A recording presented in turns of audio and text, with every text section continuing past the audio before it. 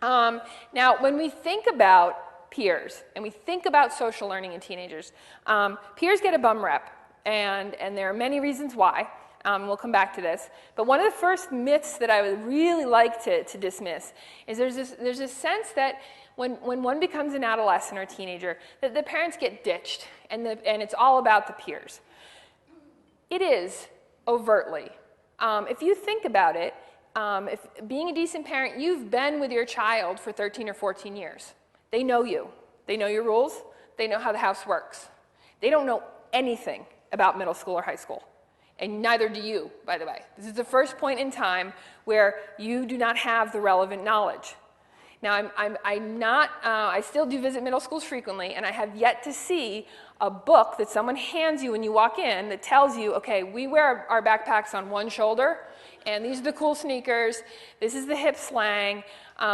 You have so many things to learn in addition to changing classrooms and a locker combination, how to behave. You have so much to learn that's what takes over your overt attention, but not your basic attention. It's not that you're ignoring your parents. Your parents are a known entity, and they still are the go-to for the big stuff.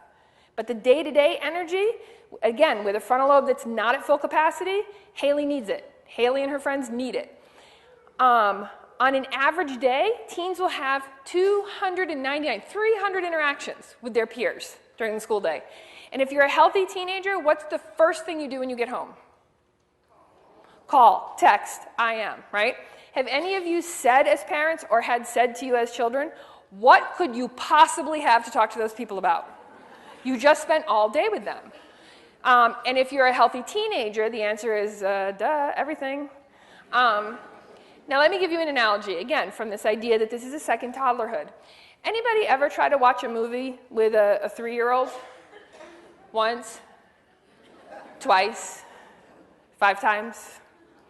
10 times? 15,000 times? Yes. My guys, currently I have seen The Lion King. I could do all of The Lion King for you as well as all of Nemo. And that would be 4 hours, so I'm not going to do it for you. Same question.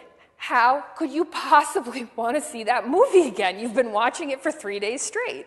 Well, you know what? A 2-, 3-, 4-year-old doesn't have a 2-hour memory capacity.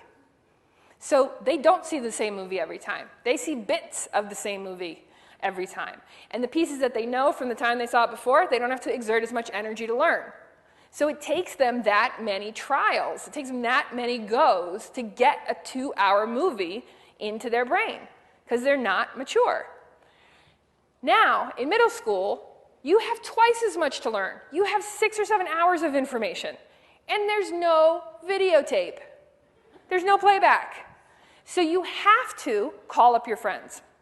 You have to talk to people. The stuff when teenagers say, like, oh, we're just hanging out, they are. And it's critical that teenagers hang out with each other. And it's critical that they talk to each other because you can't rewind the tape. You have to say, like, okay, so remember after 3rd period when John came over and I was like, oh, hey, what do you have next period? And he was like, oh, nothing. And I was like, oh, yeah, that's cool. Was that cool or was that, like, not cool?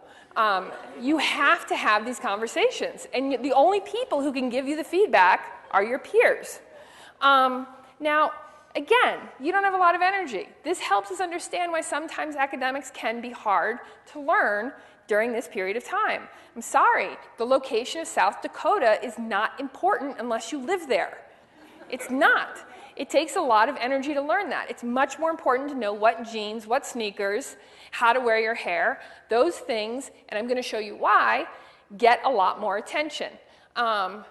Now, this whole idea of a second infancy, where you learn to walk and talk all over again, is intended to leave the parents out.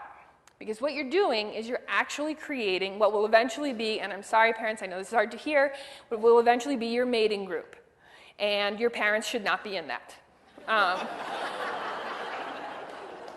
Trust me, that's a good thing.